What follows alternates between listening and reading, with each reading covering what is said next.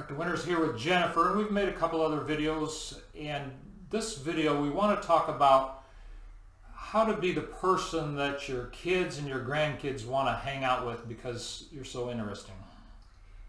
Yeah, and how much is that worth? I mean, I think all of us, when we picture aging, we want to be the person. You know, my dad is 82 and he still rides his bicycle 5 miles a week. We want to be that person.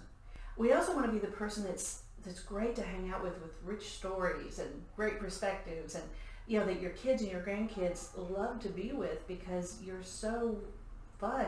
You still remember things. You're right on point.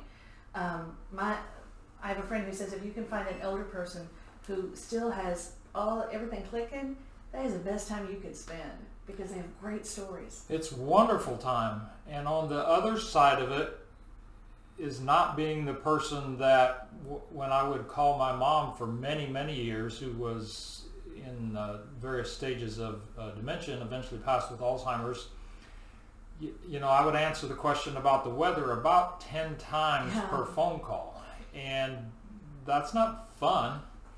And you're also limited to what you can talk about. Yeah, very limited.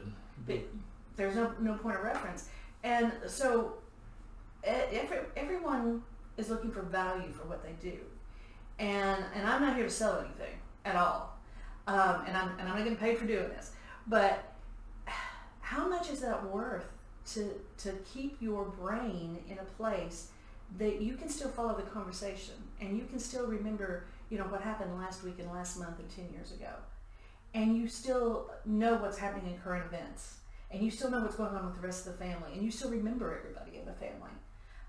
You know, how much is that worth? And I thought this was very reasonably priced. I was surprised at how reasonably priced it was. You know, if we want a new phone or a new computer or you know, a weekend trip, we pull out the credit card or we take it out of savings or we save up for it. How much is your future worth? And I think if you ask anybody, I'm sure if you ask your mother or my grandmother, they would have sold the house if they could have to get their memory back. And their family would have helped them do it. Yes. And contributed. They would, you know, how much is it worth to keep your mind in a place that living a long life is good for everybody? Yep. So take inventory, folks. Which person will you be? Listen to what's going on. And if some things are showing up, it's reality, and it's reality time to take action. And start early. Start early is the biggest key. Yeah. That is the absolute biggest key. Yeah. So look at some of the other videos we've shared about QNRT and about trauma and about getting help with your memory. And we look forward to hearing changes in your health and changing your family line, because you can be that great grandparent that shares amazing stories. I want to be the coolest aunt ever. There you go.